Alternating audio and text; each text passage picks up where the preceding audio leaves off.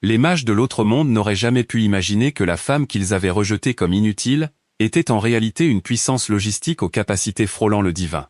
Tandis que les aventuriers ordinaires peinent à traverser des étendues sauvages infestées de monstres, le ventre vide et sans endroit sûr où dormir, elle peut tranquillement invoquer un camping-car de luxe entièrement équipé, pourvu de nourriture, d'eau et d'électricité à l'infini.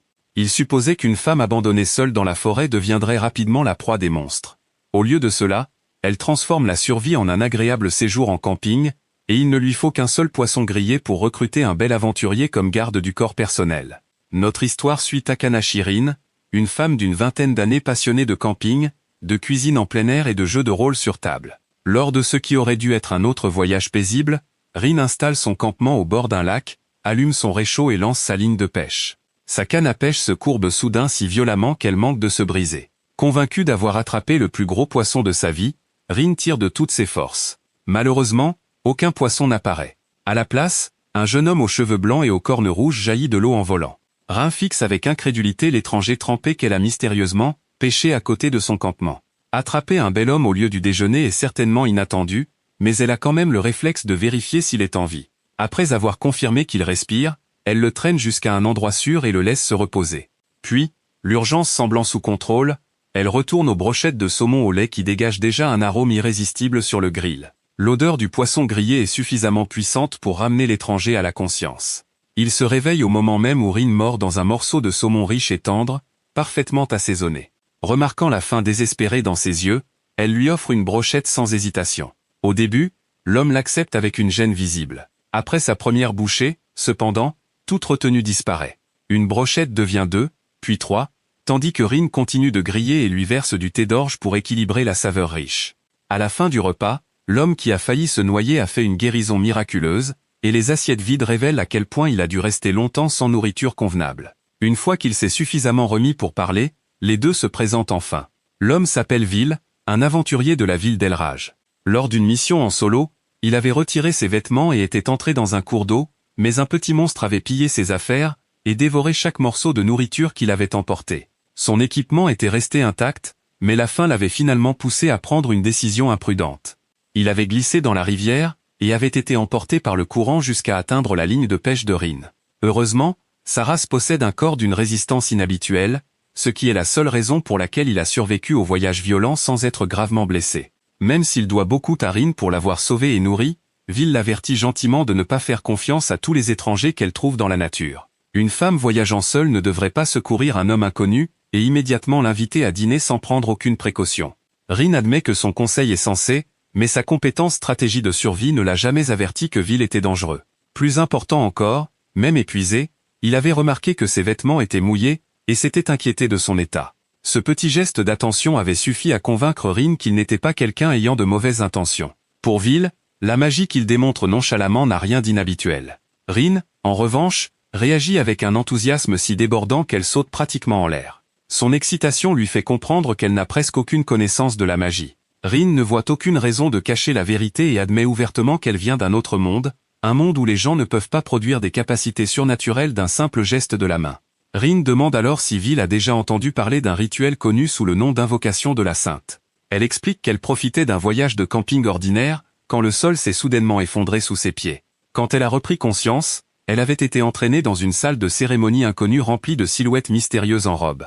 Une lycéenne avait également été invoquée en même temps qu'elle. Un noble blond avait immédiatement accueilli la plus jeune fille comme la sainte, la louant comme si elle était la réponse à tous les problèmes du royaume. Rin, pendant ce temps, n'avait reçu que des regards méfiants et déçus. Après avoir examiné les capacités de Rin, les mages avaient déclaré que ses compétences étaient complètement inutiles. Sans offrir d'explication, de compensation, ni même de simples indications, l'un d'eux avait activé un autre cercle magique et l'avait expulsé de la salle. Quand Rin avait repris connaissance, elle s'était retrouvée abandonnée au bord d'un lac au milieu d'une forêt inconnue. Les invocateurs avaient arraché 2 personnes innocentes à leur monde, gardé celle qu'ils voulaient, et jeté l'autre comme un bagage indésirable. Vil est furieux pour Rin, mais quelque chose d'autre le confond encore plus. Elle avait été arrachée à son foyer, rejetée par des étrangers, et abandonnée dans une nature sauvage et dangereuse. La plupart des gens seraient terrifiés ou émotionnellement brisés, pourtant Rin paraît étonnamment calme. L'explication réside dans sa compétence stratégie de survie. Elle aide automatiquement son corps et son esprit à s'adapter aux environnements inconnus, fournit des connaissances essentielles de survie, et l'avertit chaque fois qu'un danger est proche. C'est une capacité incroyablement puissante, bien qu'il y ait quelque chose de presque tragique dans une compétence qui rend l'abandon plus facile à supporter. Grâce à stratégie de survie, Rin a maintenu sa stabilité émotionnelle, et construit un campement confortable entièrement par elle-même. Les yeux de Vil s'illuminent en écoutant. N'importe quel aventurier voudrait désespérément une capacité qui améliore la conscience de l'environnement, les connaissances de survie et l'adaptabilité. D'une manière ou d'une autre, les invocateurs avaient regardé l'une des compétences d'exploration les plus précieuses imaginables, et l'avaient qualifiée de sans valeur. Rin est sur le point de révéler sa deuxième capacité quand l'estomac de Vil gronde assez fort pour interrompre la conversation. Les deux conviennent que les explications peuvent attendre. Le dîner est maintenant la plus haute priorité. Maintenant qu'une certaine confiance s'est formée entre eux, Rin décide de révéler son plus grand secret. Elle se dirige vers un espace ouvert et établit discrètement l'autorisation d'accès de Vil. Un instant plus tard, un énorme camping-car de luxe apparaît devant eux. Rin l'appelle affectueusement Mo-chan. Elle explique qu'il fonctionne à la fois comme un petit grand magasin et un hôtel mobile, et que seules les personnes personnellement autorisées par elle peuvent le toucher ou y entrer.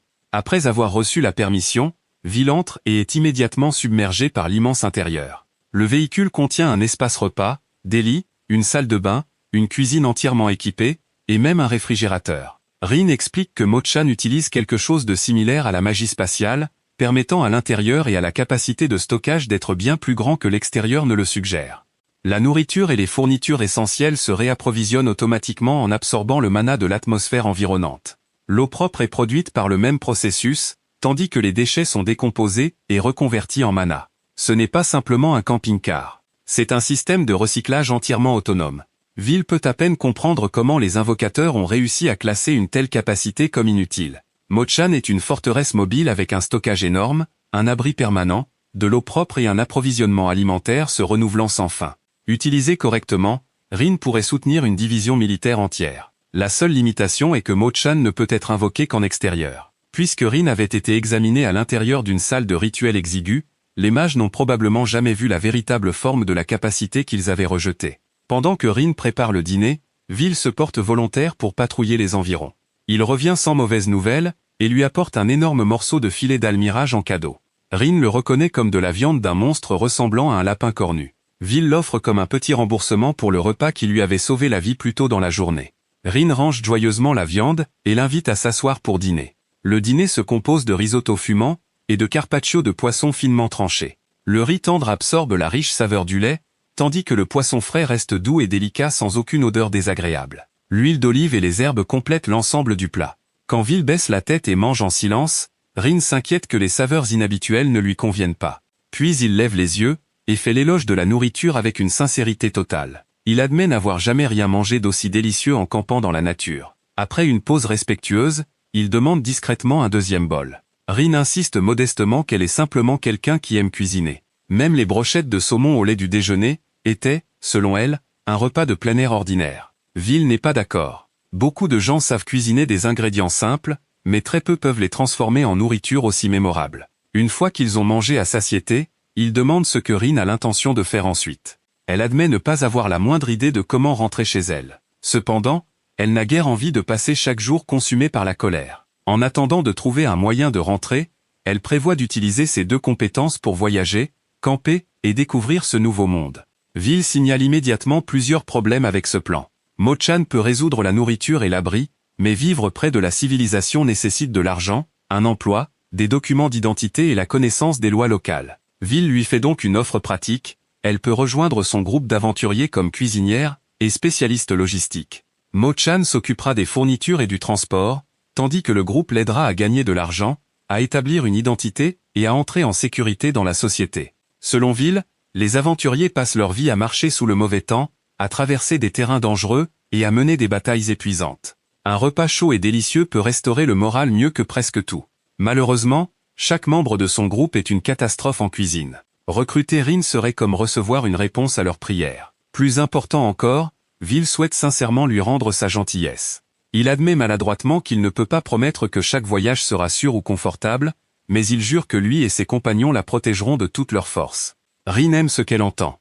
Cette nuit-là, elle se pelotonne sous les couvertures chaudes à l'intérieur de Mo-chan et regarde deux lunes inconnues suspendues au-delà de la fenêtre. En une seule journée, elle a connu la confusion, le rejet, la solitude et une gentillesse inattendue. Elle a été kidnappée de son monde et jetée par des gens qui ne voyaient aucune valeur en elle. Pourtant, elle a aussi sauvé par hasard un aventurier bienveillant qui veut maintenant la soutenir. Quand elle considère tout ce qui s'est passé, l'étrange connexion entre eux ressemble presque au destin. Le lendemain matin, Rin accepte l'offre avec enthousiasme et devient officiellement la cuisinière et spécialiste logistique exclusive du groupe de ville. Les deux célèbrent avec un joyeux high-five avant de se préparer à partir pour Elrage. Avant de partir, Rin cueille davantage de légumes sauvages qu'elle avait utilisés dans le risotto de la veille. Vil panique quand il remarque une plante vénéneuse presque identique poussant à proximité. Même lui ne peut pas distinguer de manière fiable les deux, et manger la mauvaise pourrait être fatal. Rin le rassure calmement en expliquant que sa compétence stratégie de survie a déjà confirmé quelles plantes sont sûres. La capacité d'identifier les ingrédients comestibles avec une précision totale est une preuve supplémentaire qu'elle a été pratiquement conçue pour gérer les approvisionnements. En marchant, Rin demande des informations sur les compagnons qu'elle va bientôt rencontrer. Vil explique que leur groupe s'appelle le Banquet des Gourmands et compte 4 membres. Ed est un alchimiste, tandis que sa femme, Arya, contrôle la soie d'araignée magique. Le dernier membre est Sénon, un prêtre elfais. Au moment où Rin entend le mot elfais, son amour de la fantaisie sur table revient en force. Elle imagine immédiatement une jeune femme gracieuse et belle, avec une présence élégante. Vil détruit le fantasme en l'informant nonchalamment que Sénon est un homme. Un peu plus tard, Stratégie de survie détecte un groupe de baies comestibles et sûres. Rin se dirige avec empressement vers elle, et devient si concentrée par la découverte qu'elle oublie d'examiner ses environs. Vil crie soudain un avertissement. Une volée d'oiseaux fantômes noirs plonge vers eux d'en haut. Les baies sont parfaitement sûres à manger, mais le buisson pousse directement sous un nid de monstres. Vil réagit instantanément, tirant Rin hors de l'attaque et abattant les oiseaux avant qu'ils ne puissent lui laisser la moindre égratignure. Rin s'excuse à plusieurs reprises de s'être trop appuyée sur sa compétence et d'avoir oublié de rester vigilante. Vil ne la blâme pas. Il la rassure gentiment en lui disant qu'elle n'a plus à affronter chaque danger par elle-même. Désormais, il sera là pour la protéger. Dans ces circonstances, il est difficile pour Rin de ne pas le voir entouré de la lumière radieuse d'un héros de fantaisie. Ensuite, Vil explique que les monstres vaincus laissent parfois derrière eux des matériaux utiles, y compris de la viande comestible. Rin comprend enfin que le filet d'almirage de la veille provenait du même processus.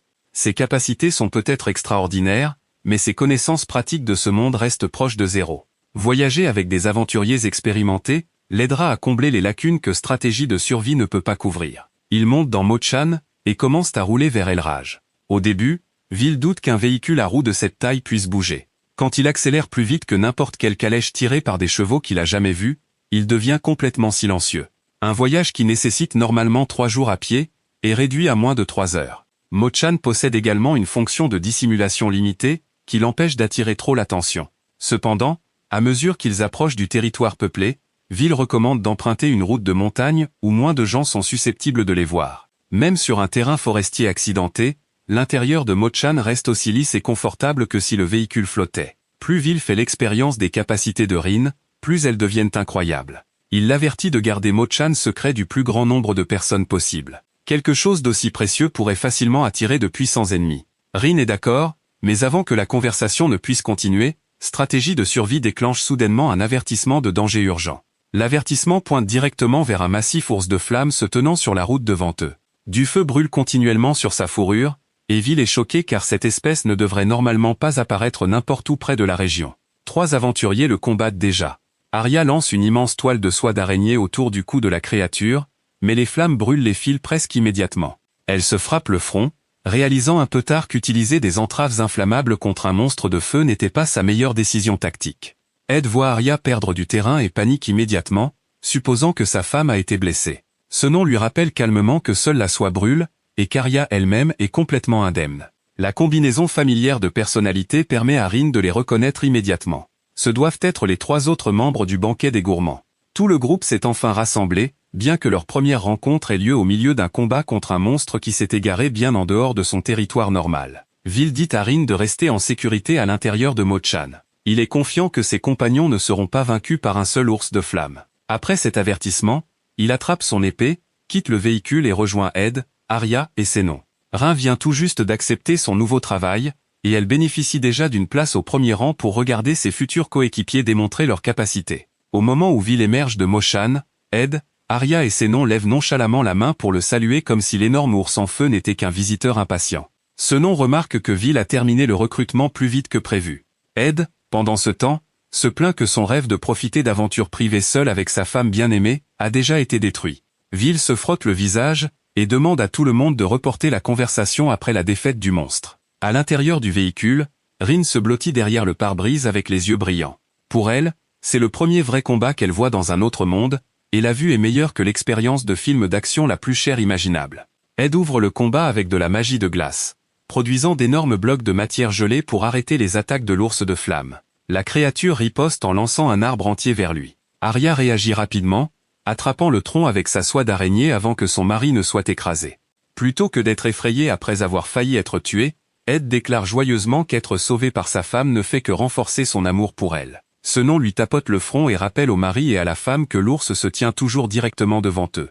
Vil décide de mettre fin au combat avant que la conversation ne devienne encore plus embarrassante. Il dégaine son épée et charge directement vers l'ours de flamme. La créature massive a à peine le temps de comprendre ce qui se passe, avant qu'une ligne brillante ne traverse son corps. D'un seul coup décisif, Vil tue le monstre et laisse derrière lui une collection de matériaux utiles. Depuis l'intérieur de Mo-chan, Rin appuie son menton dans ses mains et le fixe avec une admiration ouverte. Au moment où le groupe commence à se détendre, Ed remarque une petite égratignure sur la main d'Arya. Il panique immédiatement, appelle désespérément ce nom, et exige une guérison d'urgence tout en insistant à plusieurs reprises, pour qu'aucune cicatrice ne soit autorisée à rester sur sa femme. Arya explique que la marque est une vieille blessure causée par une course dans la forêt, et n'a rien à voir avec l'ours de flamme. Ce nom remarque calmement qu'une si petite égratignure n'a guère d'importance. Ed rougit d'embarras, mais continue de tenir la main d'Arya comme si elle venait de revenir du seuil de la mort. Une fois que tout le monde est confirmé indemne, Vil demande pourquoi les trois se promenaient dans une zone normalement utilisée par des aventuriers inexpérimentés. Arya explique qu'ils avaient prévu seulement un voyage décontracté pour collecter quelques ingrédients. Au lieu de cela, ils ont trouvé un groupe de débutants submergés par l'ours de flamme et sont intervenus pour les sauver. Un monstre de haut niveau, apparaissant dans une zone de débutants est loin d'être normal. Ils devront signaler l'incident à la guilde des aventuriers et enquêter sur les raisons de sa présence si loin de son habitat naturel. Le combat terminé, Vil retourne à Mo-chan et invite Rin à sortir pour rencontrer tout le monde. Au moment où elle apparaît, elle commence à décrire avec enthousiasme à quel point le combat était impressionnant. Elle fait l'éloge de la magie de glace d'Ed, de la soie d'araignée d'Arya, et de l'attaque finale décisive de Vil avec suffisamment d'enthousiasme pour que les trois se sentent comme des héros légendaires. Ran est peut-être une nouvelle venue, mais elle comprend déjà la valeur de complimenter ses futurs collègues. Vil présente formellement Rin comme la nouvelle spécialiste logistique et cuisinière dont le groupe a désespérément eu besoin. Au moment où Ed, Arya et Sénon entendent le mot cuisine, leurs yeux brillent avec une intensité presque surnaturelle. Arya s'avance immédiatement, saisit les deux mains de Rin et demande si sa nourriture est vraiment aussi bonne que Vil le prétend. Quand Rin demande timidement ce qu'elle devrait cuisiner pour son introduction, tous les trois répondent presque en même temps, de la viande. Réalisant que la nourriture sera le moyen le plus rapide de faire ses preuves, Rin décide de préparer la viande d'oiseau fantôme collectée plus tôt. Stratégie de survie confirme qu'elle est sûre et fonctionne particulièrement bien avec une sauce fortement assaisonnée. Rin choisit immédiatement de faire des brochettes grillées sucrées salées de style teriyaki. Rin se dirige dans Mo-chan pour récupérer son équipement de cuisine. Malheureusement, les trois nouveaux compagnons n'ont pas encore reçu la permission d'accès. De leur point de vue, Rin marche au milieu d'un champ vide et disparaît soudainement sans explication.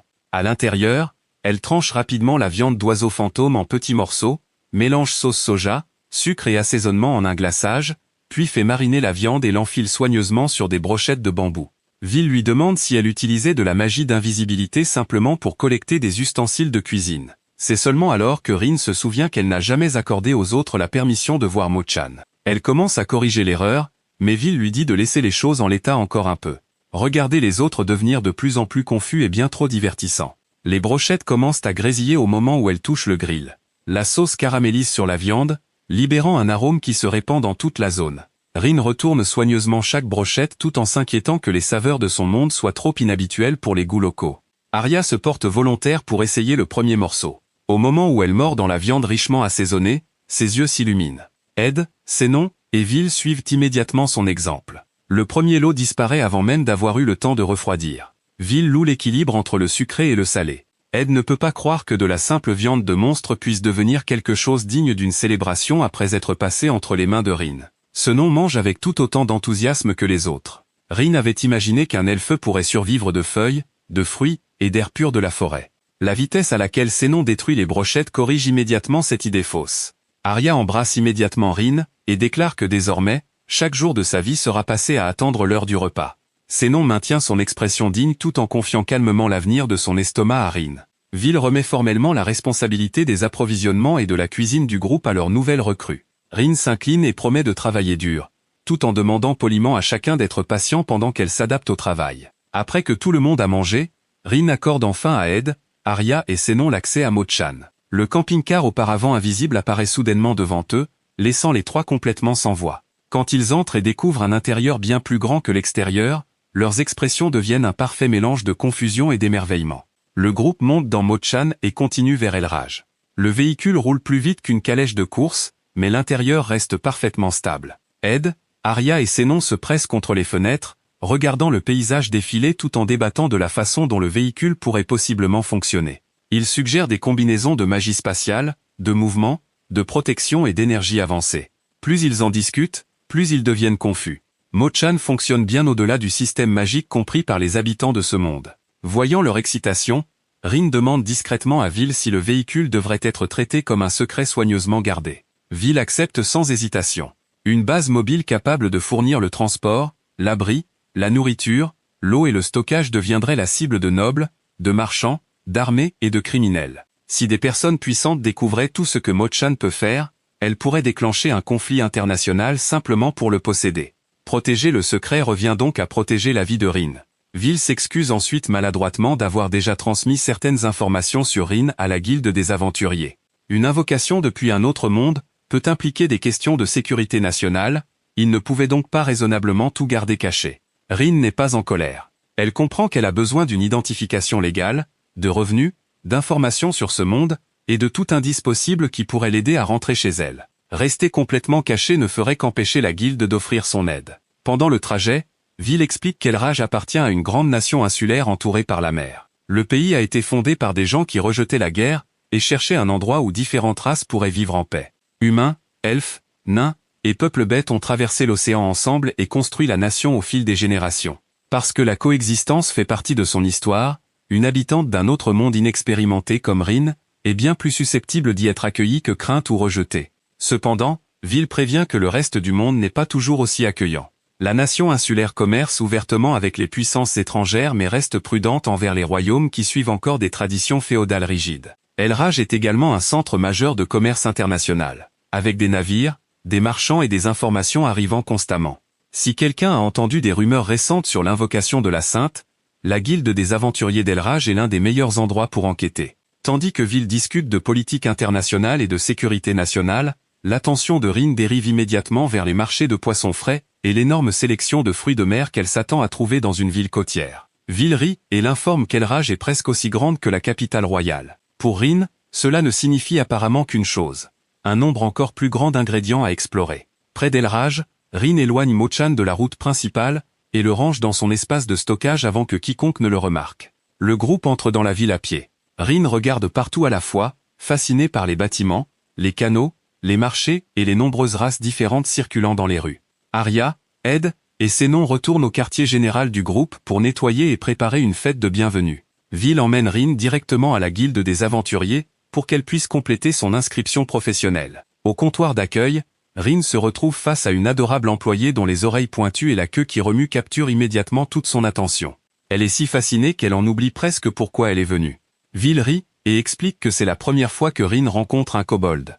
La réceptionniste se présente comme Sheila et mentionne nonchalamment qu'elle travaille à la guilde depuis environ 20 ans. Quand Vil répète le nombre bien trop fort, Sheila lui lance un regard terrifiant et lui rappelle que discuter de l'âge d'une femme est l'un des moyens les plus rapides de raccourcir la vie d'un aventurier. Sheila vérifie les derniers rapports et confirme que les débutants attaqués par l'ours de flamme sont rentrés sains et saufs. L'urgence résolue, elle donne à Rin un formulaire de candidature pour le poste logistique au sein du banquet des gourmands. Rin commence à écrire en japonais, pour voir les caractères se transformer automatiquement dans la langue locale. Encore plus surprenant, elle peut lire et comprendre tout sur la page aussi naturellement que si elle l'avait étudié pendant des années. Une fois les formalités approuvées, Sheila tamponne la candidature et souhaite chaleureusement la bienvenue à Rin dans la guilde. Vil explique ensuite qu'ils doivent rencontrer la personne en charge. Les deux entrent dans le bureau du maître de guilde Tori, un homme chauve portant un cache-œil qui ressemble davantage au chef d'une organisation criminelle qu'à un administrateur amical. Au moment où il parle, cependant, il se révèle direct, pratique et étonnamment abordable. Tori révèle que la guilde a reçu un rapport de renseignement urgent concernant l'invocation de la sainte, un ancien rituel que l'on croyait disparu dans la légende depuis des siècles.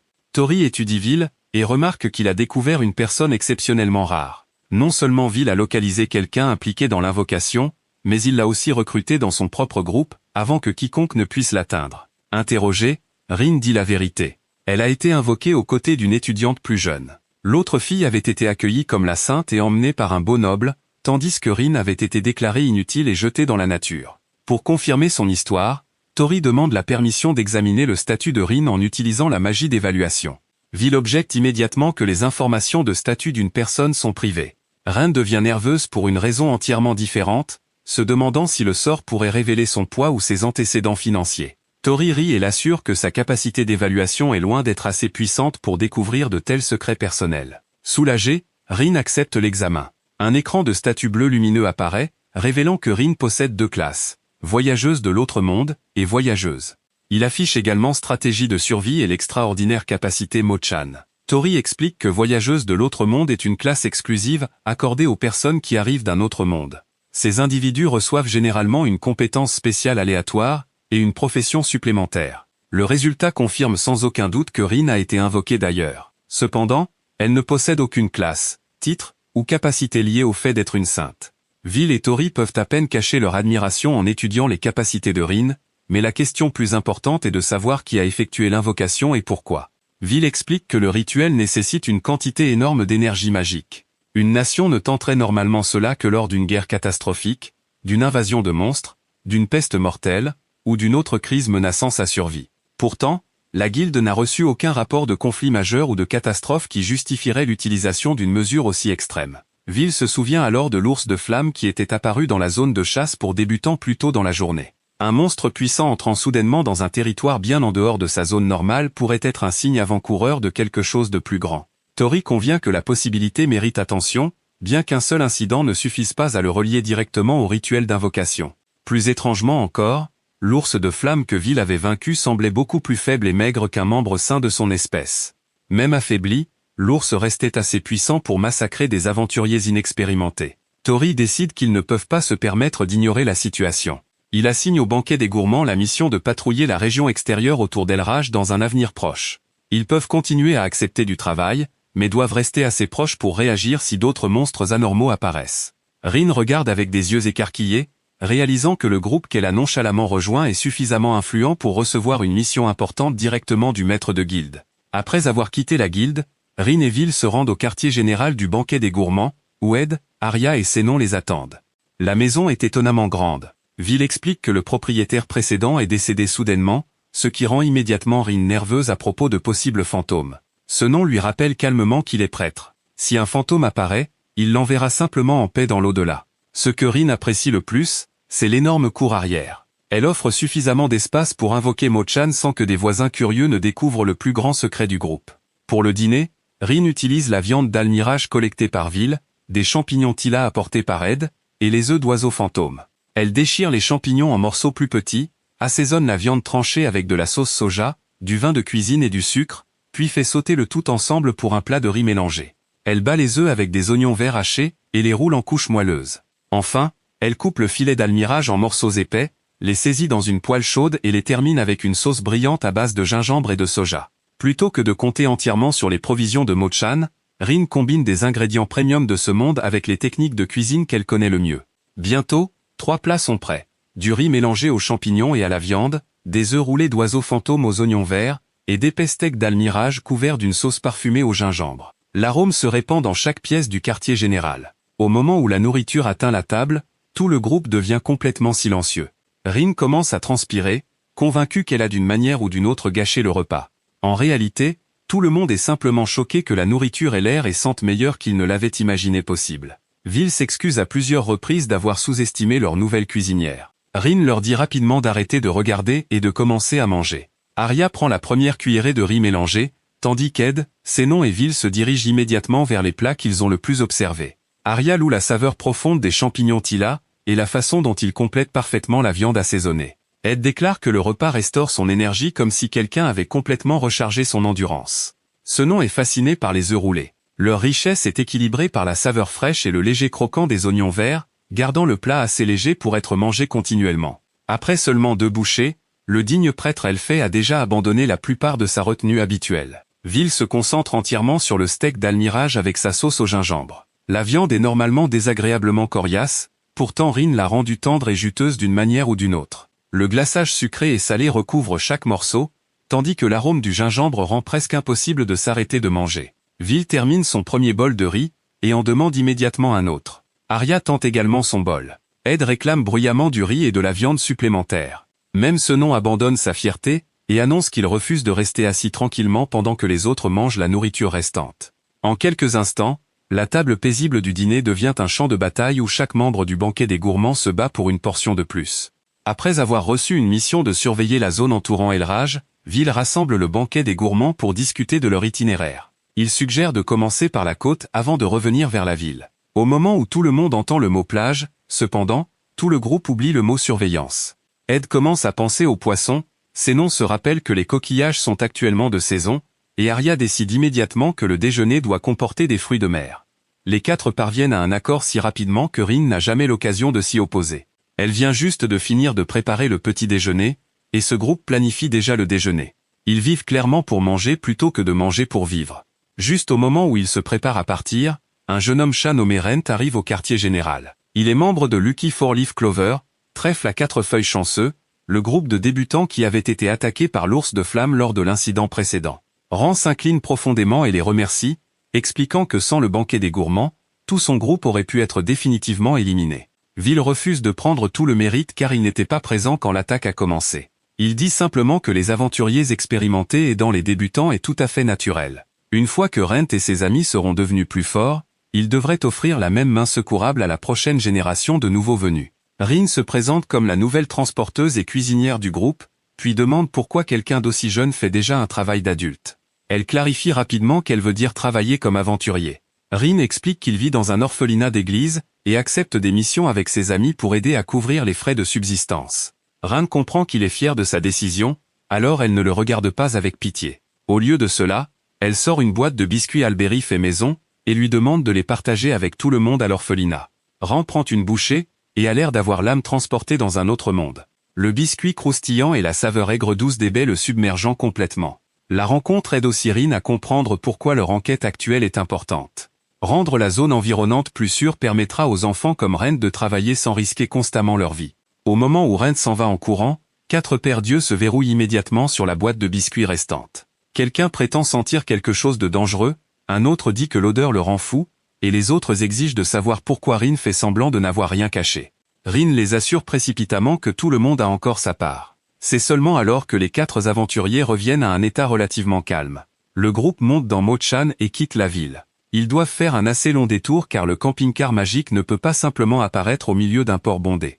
Vil s'excuse d'obliger Rin à conduire si loin, mais elle explique que livrer le groupe en sécurité est exactement ce qu'une transporteuse est censée faire. Vil fait remarquer qu'une transporteuse ordinaire ne peut pas transporter une équipe entière à l'intérieur d'une base mobile entièrement équipée. Atteindre la côte à pied prendrait presque une demi-journée. À l'intérieur de Mo-Chan, tout le monde peut manger des biscuits, admirer le paysage, et arriver tout de même bien plus rapidement. Quand ils atteignent une étendue de plage déserte, Vil, Ed, Arya et Senon se séparent pour commencer l'enquête. Rin reste à côté de Mo-Chan pour préparer le déjeuner. Avant que les autres ne partent, elle remarque leurs armes et demande comment ils les transportent si facilement. Vil explique que chaque arme a été fabriquée sur mesure et connectée à son propriétaire par un contrat magique. Elle peut être invoquée ou rangée à volonté, bien que ce type d'équipement soit extrêmement coûteux. Ren réalise aussi que ce monde ne dispose pas du stockage d'objets pratiques et largement disponibles que l'on trouve dans les jeux. Les aventuriers doivent toujours porter leurs propres fournitures et matériaux collectés, ce qui explique pourquoi les transporteurs professionnels sont si hautement appréciés. Les 4 aventuriers se dispersent le long du littoral. Arya patrouille tout en utilisant ses fils pour collecter des coquillages et d'autres ingrédients comestibles. Pendant ce temps, Rin commence à préparer le déjeuner à l'intérieur de Mo-Chan. Elle fait cuire du riz avec du calmar et des tomates, puis sort des aubergines et du poisson frais pour les plats principaux. Arya revient, mais au moment où elle voit l'aubergine, elle admet qu'elle n'aime pas les légumes. Rin explique que les légumes aident les blessures à guérir, renforcent le système immunitaire et maintiennent le corps en bon état de fonctionnement. Au minimum, Arya doit en manger une petite portion à moins qu'elle ne veuille passer les prochains jours à le regretter. Arya accepte à contre-cœur, avec l'expression grave de quelqu'un se préparant à consommer du poison. Immédiatement après, elle utilise ses fils pour tirer un gros poisson qu'elle a attrapé pendant la surveillance. L'esprit de Rin se remplit de recettes possibles, de le poêler à le fariner, et le frire dans du beurre. En aidant Rin à préparer le poisson, Arya change de sujet plus vite qu'un filet retourné dans une poêle. Elle demande si Rin a un petit ami, puis enquête nonchalamment sur ce qu'elle pense de Vil.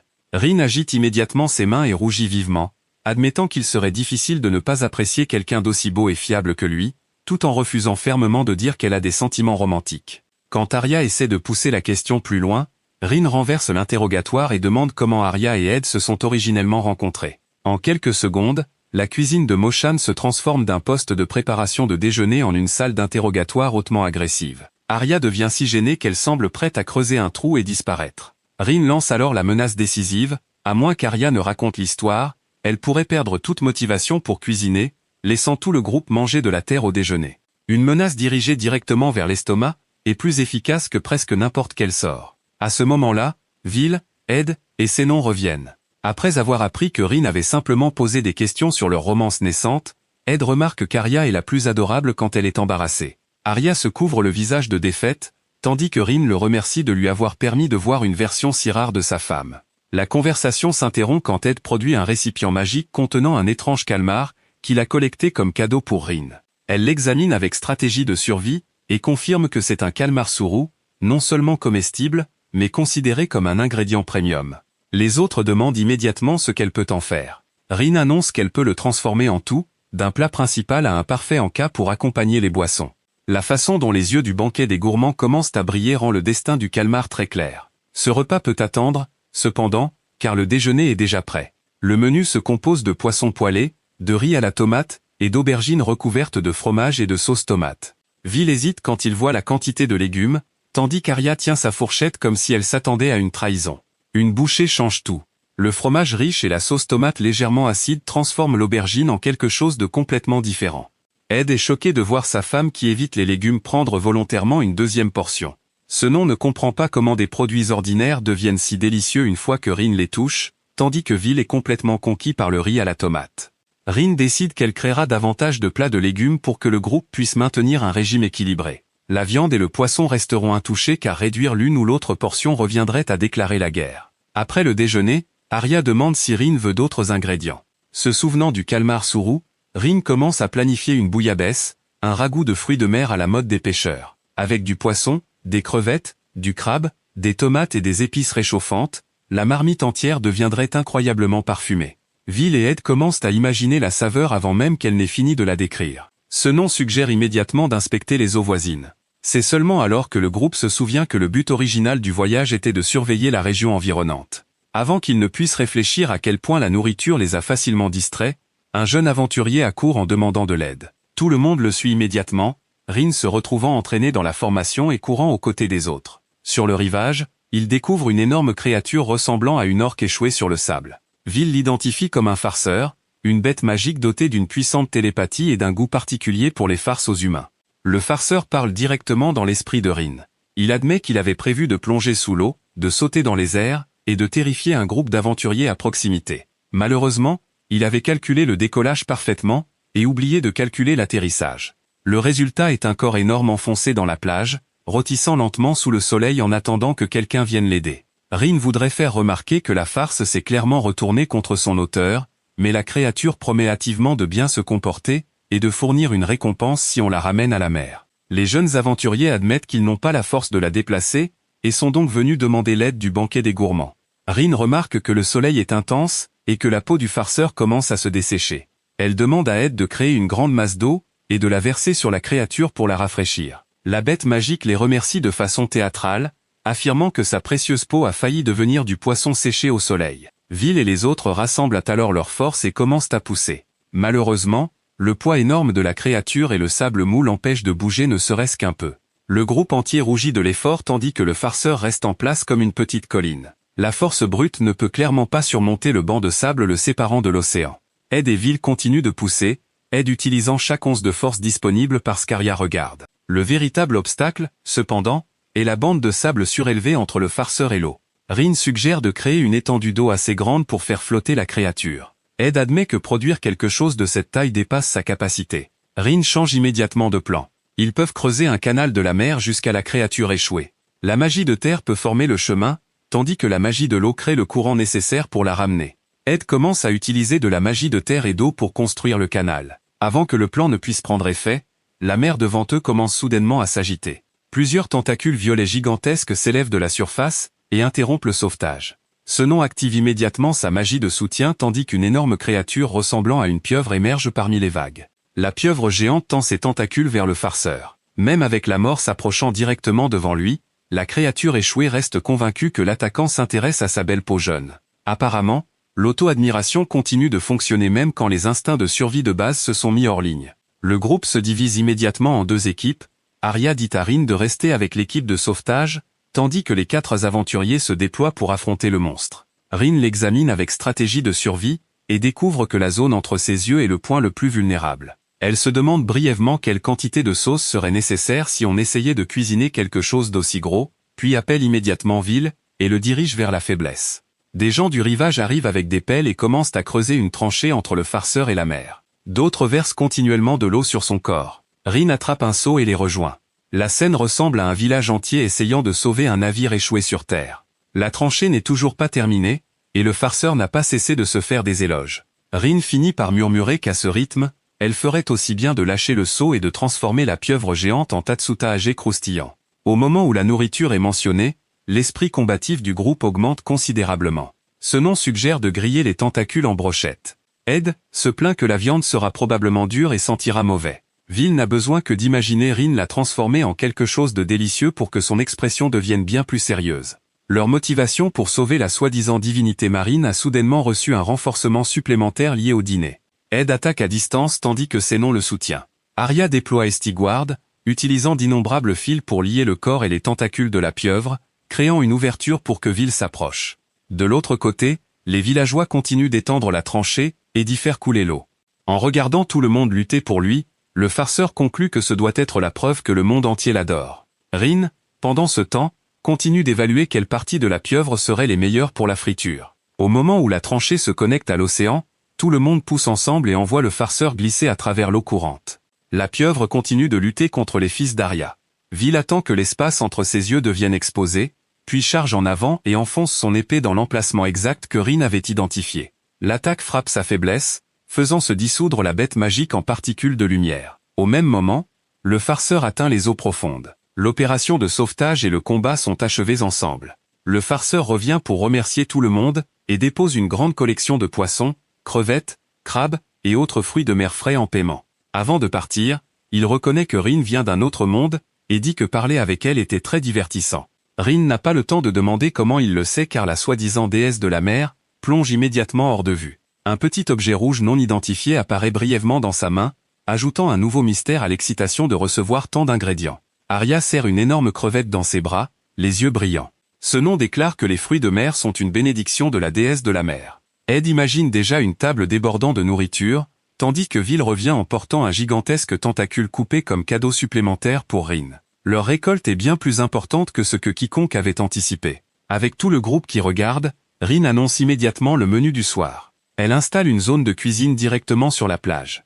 Les fruits de mer couvrent le grill, tandis qu'une grande marmite de bouillabaisse remplie de crabes, de crevettes, de poissons, de tomates et de légumes mijote à côté. Le calmar sourou apporté par Ed est sauté au beurre et aux pommes de terre. L'arôme se répand dans la brise marine, faisant protester chaque estomac à proximité. Ed et Vil choisissent de la bière, Senon verse du vin rouge, et Arya lève un verre de vin pétillant. Rin s'en tient au thé d'orge parce qu'elle doit encore conduire Mo-chan.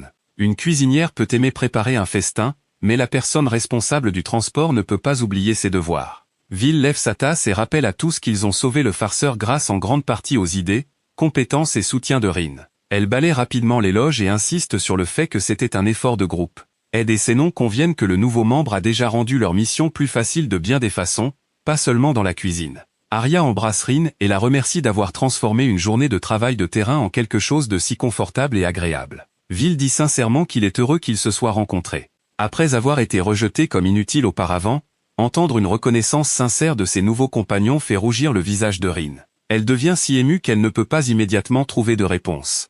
Vil, Ed, Arya et Senon lèvent leurs verres et accueillent officiellement Rin comme membre du banquet des gourmands. Rin rappelle à tous qu'elle doit encore conduire, Alors elle célébrera avec son smoothie d'orge extrêmement puissant à la place. Sous la lumière dorée du coucher de soleil se répandant sur l'océan, les 5 trinquent pour célébrer l'accomplissement réussi de sa première mission. Le groupe continue de dévorer le ragoût de fruits de mer, et même les membres qui évitent normalement les légumes admettent que le plat a bien meilleur goût que prévu. Cependant, tandis que l'obscurité s'installe sur une forêt voisine, une paire d'yeux rouges s'ouvre silencieusement à l'intérieur d'une grotte en pierre couverte de fils violets emmêlés. Des dents acérées apparaissent lentement en dessous. Personne ne sait quel genre de créature s'est éveillée, ni si elle est liée à l'activité étrange autour d'Elraj. Tandis que le banquet des gourmands continue de profiter de son festin au bord de la mer, une nouvelle menace commence discrètement à s'agiter. Le prix de la célébration du sauvetage du farceur, avec un énorme festin de fruits de mer, est que tout le groupe du banquet des gourmands ne se traîne pas au quartier général avant presque le lendemain matin. Arya est encore étendue sur le canapé avec la tête posée sur les genoux de Rin. Un réveil peut échouer, mais les estomacs de ce groupe semblent être connectés en permanence à la cuisine de Rin. Au moment où l'arôme des fruits de mer grillés et du ragoût chaud se répand dans la pièce, Arya se redresse comme lancée par un mécanisme caché. Son corps est peut-être épuisé, mais manquer un petit déjeuner préparé par Rin n'est tout simplement pas une option. La réaction honnête rend Rin si heureuse qu'elle gagne encore plus d'enthousiasme pour cuisiner. Pendant ce temps, Vil mange tout en planifiant leur prochain mouvement. Une fois le petit déjeuner terminé, ils visiteront la guilde des aventuriers, et rapporteront tout ce qui s'est passé le long de la côte. Rin demande à l'accompagner pour pouvoir chercher des informations sur le rituel d'invocation de la sainte. Avant que l'un d'eux ne puisse même quitter la table, Sheila défonce la porte et entre en trombe comme un ouragan. Elle appelle chaque membre du banquet des gourmands avec la panique inscrite sur le visage.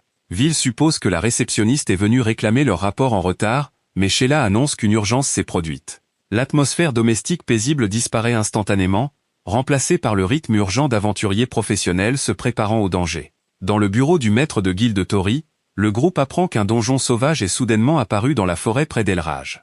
Les donjons se formant naturellement n'est pas inhabituel, mais ils produisent normalement des signes avant-coureurs tels que du miasme s'accumulant, des perturbations dans le flux magique de la Terre, ou des distorsions visibles dans l'espace. Cet emplacement était complètement normal jusqu'au jour précédent, sans la moindre anomalie dans son mana. Puis une entrée énorme, est simplement apparu du jour au lendemain. La situation est si déraisonnable que même les employés les plus expérimentés de la guilde n'ont aucune explication. Tori craint que des monstres venant de l'intérieur ne se déversent vers Elraj, avant que la ville n'ait le temps de se préparer. Pour prévenir la panique, la guilde a supprimé l'information et dissimulé l'entrée du donjon avec de la magie d'illusion. La mission d'explorer l'intérieur, de déterminer sa structure, et d'évaluer le niveau de danger est donc entièrement assignée au banquet des gourmands. Vil ne décide pas immédiatement de la cause. Cependant, les instincts d'un aventurier vétéran lui disent que l'ours de flamme perdu, l'incident du farceur sur la côte, et maintenant un donjon apparaissant presque à côté de la ville commencent à former un tableau bien plus inquiétant. Il accepte la mission mais insiste sur le fait que leur objectif n'est pas de se précipiter à l'intérieur, et de tout éliminer.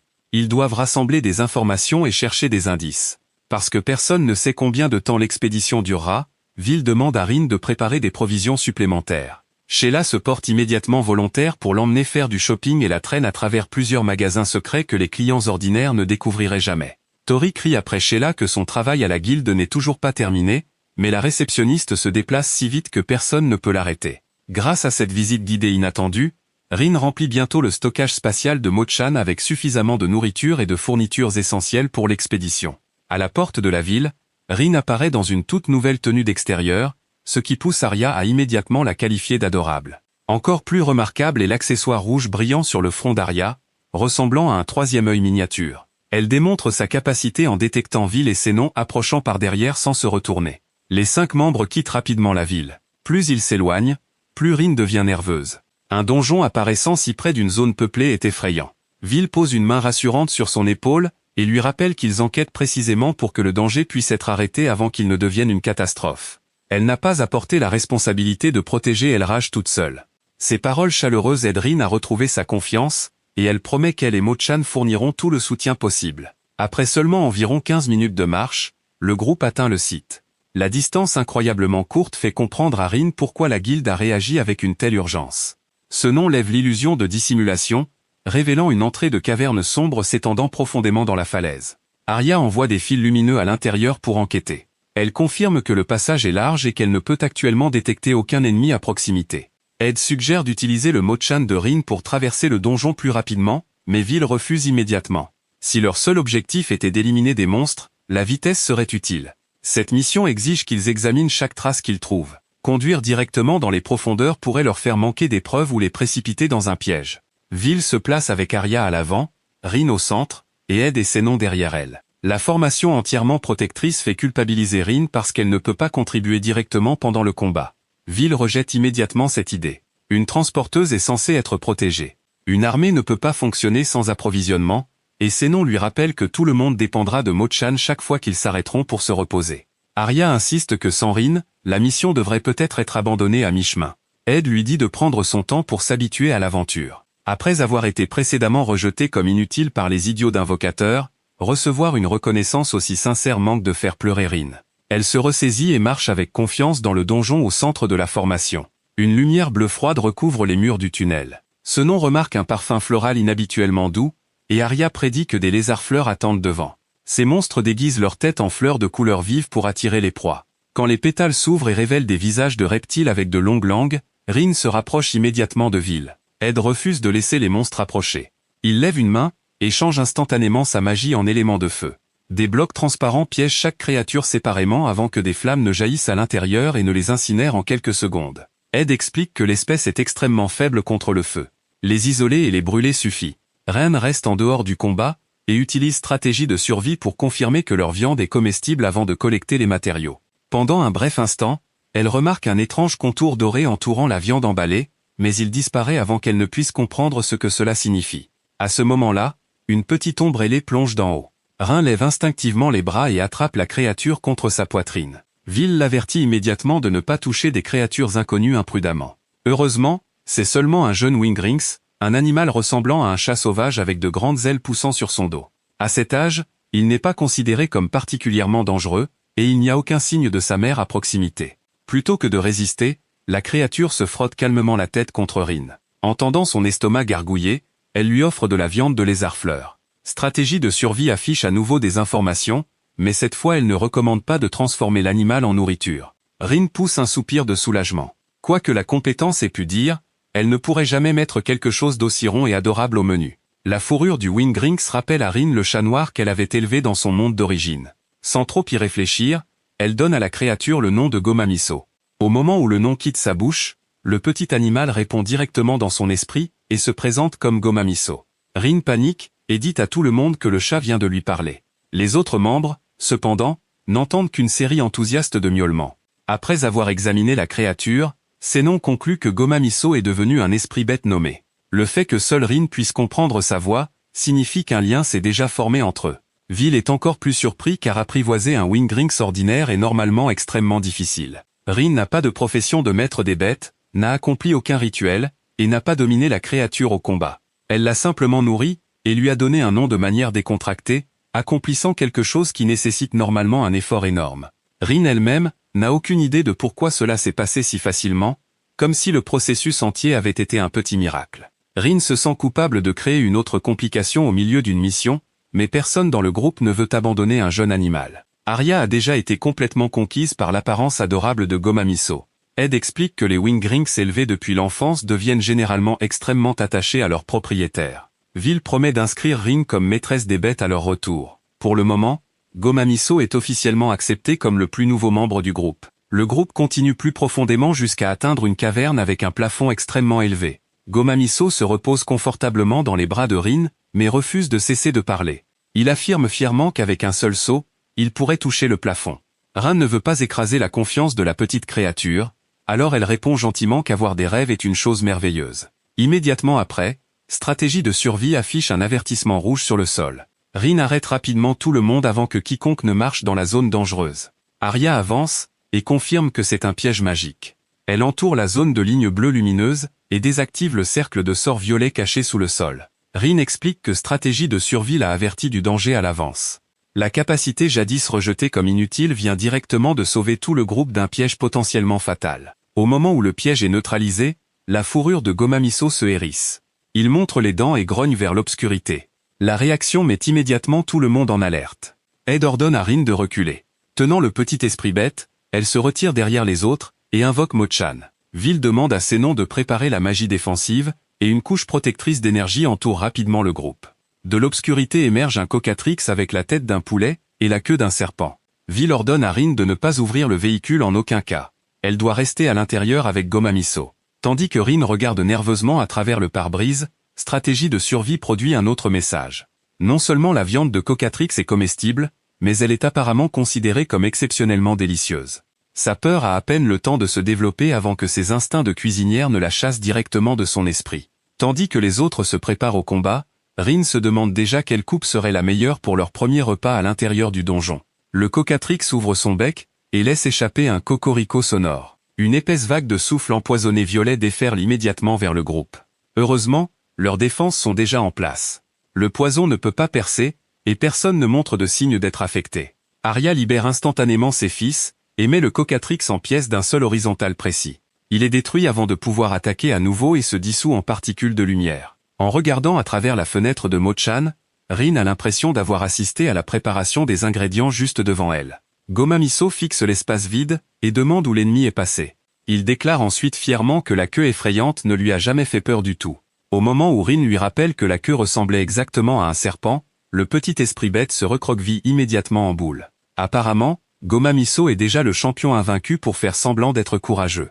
Rin rit, attire son nouveau compagnon plus près et enfouit son visage dans sa fourrure jusqu'à ce qu'il n'ait aucune possibilité de préserver sa dignité. Vil revient et se détend enfin après avoir confirmé qu'ils sont tous les deux en sécurité. Il pose ensuite la rare viande de Cocatrix sur la table. La viande est rose, tendre, et complètement différente de l'apparence grotesque du monstre. Rin décide de préparer du Cocatrix Namban, une version d'un autre monde du chicken Namban. Vil reste pour aider, mais détruit accidentellement la plupart des œufs durs en les épluchant. Il s'excuse à plusieurs reprises. Rune rit simplement, et le remercie parce que les œufs doivent être écrasés de toute façon pour la sauce.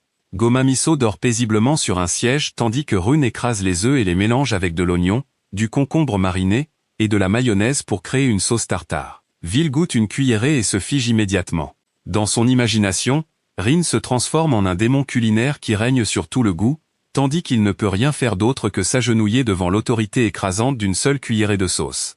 Juste au moment où la nourriture est presque prête, Ed, Arya et Sénon retournent à Mo-chan après avoir inspecté les environs. Ils n'ont découvert aucune urgence supplémentaire, mais chaque monstre à cet étage semble plus faible que la normale. Vil confirme que le Cocatrix était aussi affaibli, tout comme l'ours de flamme qui était apparu dans la mauvaise région. La similitude ne rassure pas le groupe. Elle rend le mystère encore plus suspect. Cependant, il manque encore de preuves suffisantes pour confirmer la cause ou le lien entre les incidents. Arya rapporte aussi avoir découvert un escalier menant à l'étage suivant. Rin remarque que bien que personne ne soit blessé, tout le monde est épuisé par le fait de rester en alerte dans un endroit dont ils ne comprennent pas les règles. Elle interrompt immédiatement la discussion.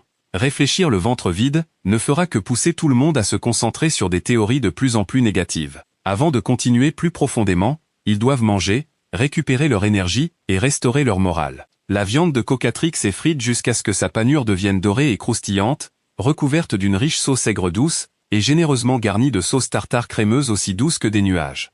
Rin sert le tout avec des légumes frais et du riz fumant.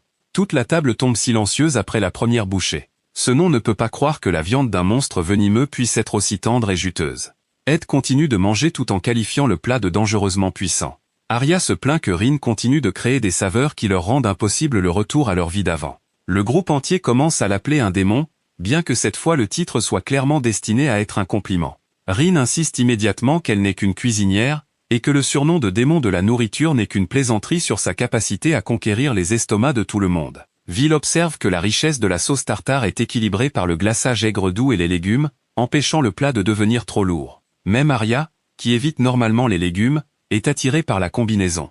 Gomamiso reçoit sa propre assiette contenant de la viande tendre et des légumes. Au début, il se concentre entièrement sur la viande. Quand Rin lui rappelle qu'il a promis d'essayer les légumes, Gomamiso prend docilement une bouchée et déclare immédiatement qu'ils sont délicieux. En voyant cela, Arya essaie prudemment aussi. Elle finit par rougir et admettre que les légumes ont bien meilleur goût que prévu quand on les mange avec de la viande et de la sauce. Ed est ravi que sa femme ait mangé des légumes volontairement. Cependant, quand Rin traduit le compliment de Gomamiso envers Arya, il semble soudain prêt à rivaliser avec un petit chat pour son attention. Ce nom lui rappelle que devenir jaloux de l'esprit bête récemment adopté par Rin ne l'aidera pas à mûrir. Tout le monde autour de la table rit. Rin regarde silencieusement ses compagnons s'amuser, et réalise qu'à un moment donné, sans même le remarquer, elle est naturellement devenue partie intégrante du banquet des gourmands. Le repas ne résout pas le mystère du donjon et ne ramène pas les monstres à la normale. Cependant, il restaure les forces du groupe et leur éclaircit l'esprit avant qu'ils ne continuent plus profondément. Avant même que le festin de cocatrice n'ait été entièrement digéré, le banquet glouton reprend son investigation du donjon anormal situé près d'Elrage. Pendant qu'Ed et Arya éliminent les monstres environnants, Rin reste à l'intérieur de Mo-chan avec Vil, Senon et Gomamizo pour organiser leur butin. Chaque morceau de viande de monstre semble déjà nettoyé et divisé en portions parfaites, avec un bel équilibre entre viande maigre et gras rappelant le bœuf wagyu de première qualité. Gomamizo fixe intensément le tas et demande si tout cela lui appartient. Rin doit retenir la petite créature et lui rappeler que la nourriture est destinée à toute la troupe. Si elle veut manger, elle doit attendre que Rin ait fini de la cuisiner. Rin est ravi que le donjon traite le butin automatiquement. Elle sait comment choisir les ingrédients et préparer les repas, mais elle n'a aucune expérience pour dépecer un animal entier. Senon explique qu'il peut dépecer du gibier car les elfes apprennent encore la chasse comme compétence de survie de base. Malheureusement, ses aptitudes culinaires ont à peine progressé au-delà du fait de poser de la viande sur un feu. Vil révèle que Senon sait comment obtenir de la viande, mais n'a aucune idée de comment la préparer correctement. Avant que Rin ne les rejoigne, la troupe produisait régulièrement de la viande complètement brûlée à l'extérieur tout en restant crue à l'intérieur. Gomamizo annonce nonchalamment qu'elle peut manger de la viande crue, ce qui pousse Rin à l'avertir sérieusement que tous les types de viande ne sont pas sans danger sans une préparation adéquate. Ed et Arya reviennent en portant plusieurs sacs de butin contenant de la viande, des œufs et divers autres ingrédients. Rin s'inquiète qu'ils aient dû livrer beaucoup trop de combats, mais Ed dit qu'ils ont surtout vu cela comme une occasion de passer du temps ensemble. La vraie raison est que chaque monstre de l'étage était anormalement faible. Leurs apparences restaient intimidantes, mais leur capacité de combat s'était clairement dégradée,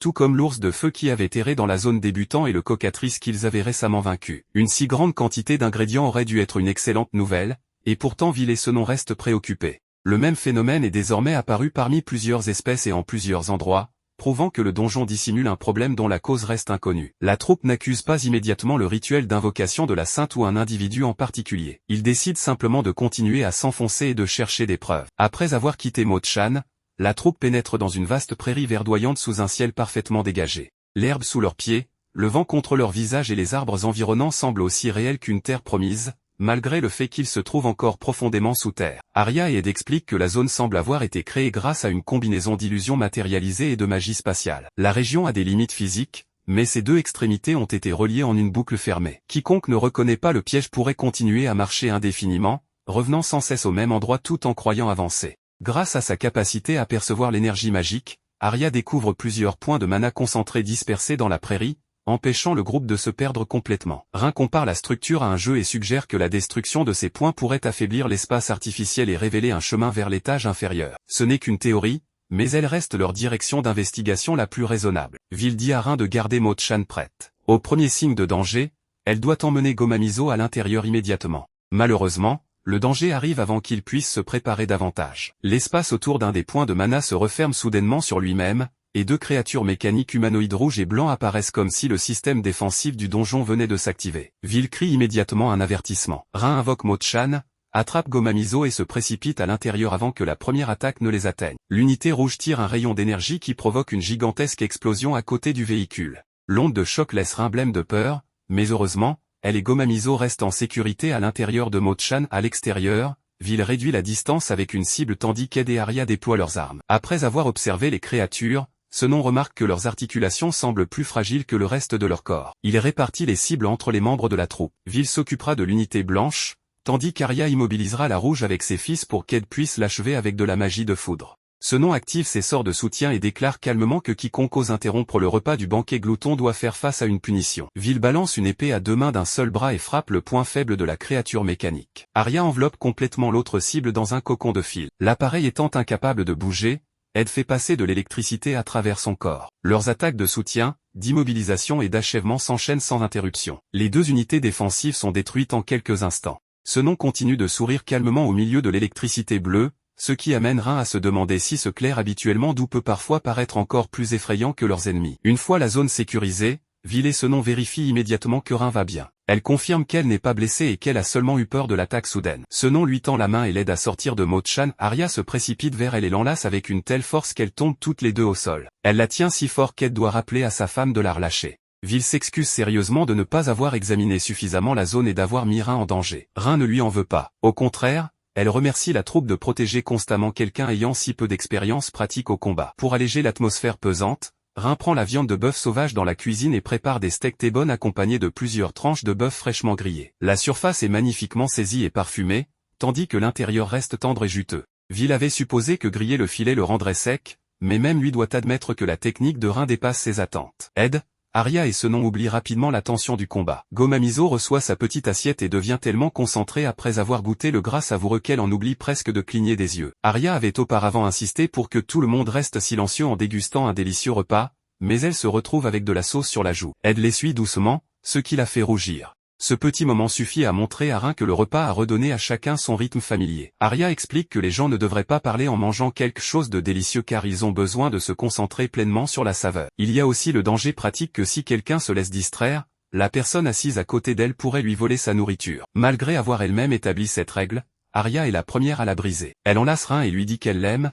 elle est tout ce qu'elle cuisine. Rin répond qu'elle est la plus chanceuse d'entre eux. Elle a été invoquée dans un autre monde et abandonnée dans une forêt comme un objet indésirable, mais elle a maintenant des compagnons qui se soucient véritablement d'elle, Mo-chan comme foyer, et Gomamizo constamment à ses côtés. Vil, Ed et Senon sourient tous à ces mots. Personne ne considère plus Rin comme un simple moyen de transport. Elle est devenue la personne qui veille à ce que tout le monde puisse manger, se reposer et continuer d'avancer après chaque rencontre dangereuse. Après s'être reposée, Vil détruit la sphère de mana protégée par les créatures mécaniques. Des zones déformées apparaissent immédiatement dans le ciel et l'herbe, prouvant que les points de mana concentrés alimentent l'illusion. Vil explique qu'il ne reste plus qu'un seul point final sur tout l'étage. Arya détermine sa direction et estime qu'il leur faudra environ 1 heure pour l'atteindre, en supposant qu'il ne continue pas à être redirigé. L'étage contient également des pièges sophistiqués de téléportation forcés capables de déplacer les victimes vers un autre endroit si subtilement qu'elles pourraient ne pas s'en rendre compte immédiatement. Ed fait remarquer qu'aucun des monstres rencontrés jusqu'à présent n'a été particulièrement puissant, mais Vil ordonne tout de même à chacun de continuer à chercher des ennemis et à surveiller l'énergie magique en se déplaçant. La force des monstres ne représente qu'une partie du danger. L'espace déformé et les mécanismes cachés rendent le donjon bien plus difficile à évaluer. Rin ressent brièvement de la culpabilité d'être constamment protégé par les combattants expérimentés qui l'entourent.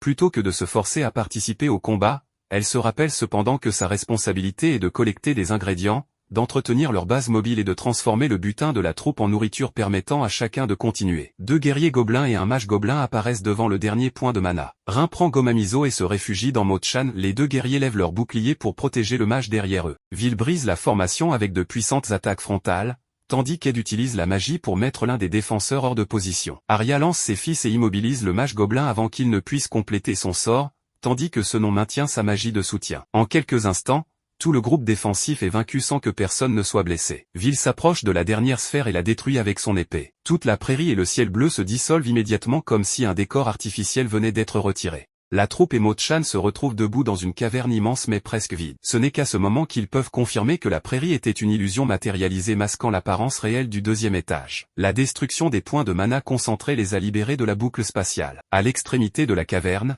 un escalier de pierre descend encore plus profondément dans l'obscurité. Ed demande si le donjon pourrait encore être qualifié de zone à faible danger puisqu'aucun de ces monstres n'a affiché une force correspondant à son apparence. Personne n'est encore prêt à l'admettre. Gomamizo est la première à remarquer un courant froid montant de l'escalier. Vil ordonne à tout le monde d'avancer lentement et de maintenir leur formation. Au moment où ils passent par l'escalier sombre, le groupe est entouré de neige blanche. Un immense champ gelé s'étend jusqu'à l'horizon. Les arbres sont dénudés, un vent glacial traverse continuellement le paysage, et les chutes de neige sont suffisamment épaisses pour réduire la visibilité. Après être passé d'une caverne de pierre à une prairie verdoyante puis à une nature sauvage gelée, Rin n'ose plus prédire la structure du donjon selon une logique ordinaire. L'épaisse fourrure de Gomamizo la garde au chaud, mais Arya est davantage affectée que quiconque. Après avoir marché seulement quelques pas, le visage d'Arya devient pâle. Son corps commence à trembler et elle s'effondre dans la neige. La troupe suspend immédiatement l'investigation et la transporte dans Mo-chan.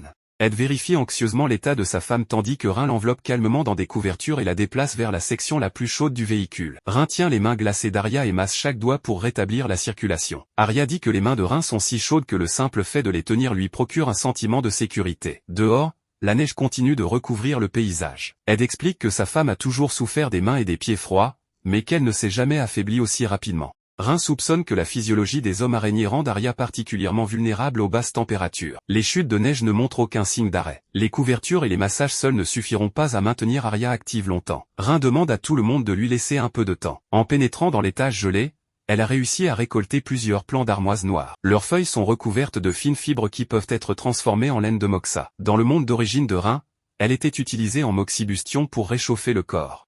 Ce nom connaît de nombreuses plantes médicinales utilisées par les elfes, mais même lui n'a jamais rencontré cette méthode particulière. Le processus de raffinage est bien plus difficile que l'explication de Rin ne le laisse entendre, et elle ne peut pas le compléter rapidement seule. Toute la troupe contribue donc. Ed utilise l'alchimie pour réduire les feuilles en morceaux plus petits, Viled a passé le matériau à travers les outils de filtrage, et Senon utilise la magie pour éliminer les résidus et impuretés pendant que Rin dirige chaque étape. Après de considérables efforts, le grand tas de feuilles ne produit qu'une quantité de laine de moxa de la taille d'un poing. Le rendement est extrêmement faible, mais c'est tout de même suffisant pour créer une pochette chauffante. Rin mélange l'armoise raffinée avec du gros sel et de l'écorce d'orange, scelle le tout dans un sac en tissu et le réchauffe dans le micro-ondes de Mo-chan. Elle ajoute ensuite une autre épaisse couche de tissu pour empêcher la chaleur de brûler Arya. La pochette est placée contre les zones qui ont le plus besoin de chaleur. Une chaleur douce et un parfum apaisant se répandent bientôt dans le véhicule. La tension quitte progressivement le visage d'Arya, qui confirme que la pochette est à la fois chaude et confortable. Au moment où Ed voit sa femme se remettre, il se précipite vers elle et la serre dans ses bras si fort qu'Arya doit lui demander de se calmer. Avant de continuer,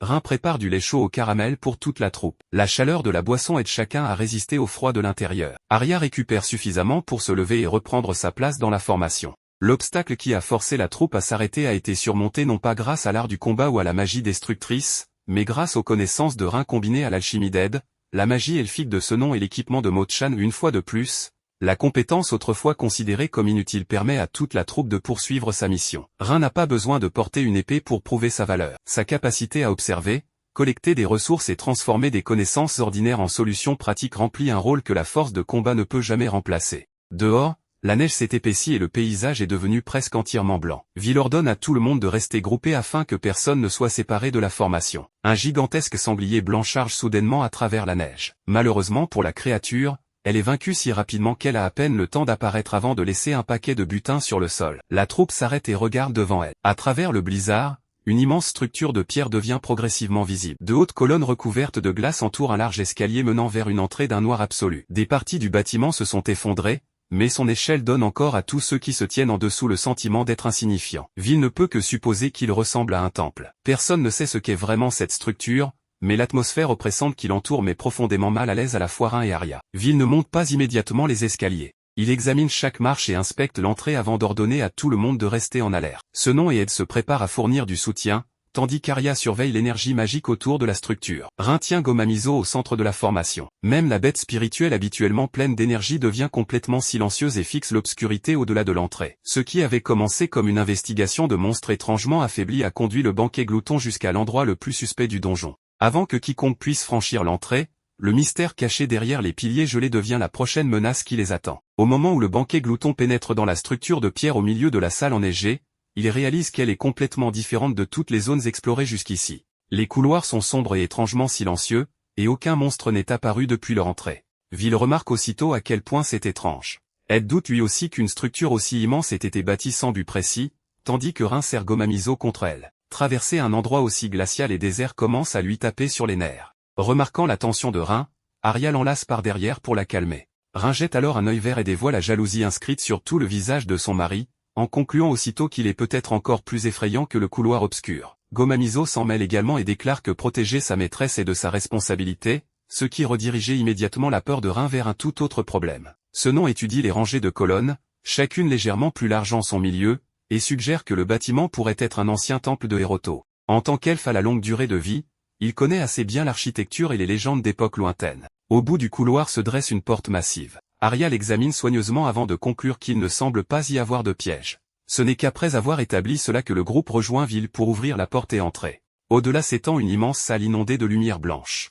Au centre se dresse un arbre blanc dépourvu de feuilles au-dessus d'un bassin de marbre, tandis que des reliefs d'animaux couvrent les murs environnants. Il n'y a aucun chemin évident menant vers le bas.